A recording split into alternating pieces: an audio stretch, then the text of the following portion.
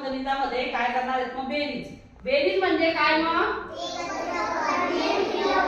एकत्र करणे मिळवणे म्हणजे एक संख्या दुसऱ्या संख्येमध्ये मिळवणे म्हणजे बेरीज करणे.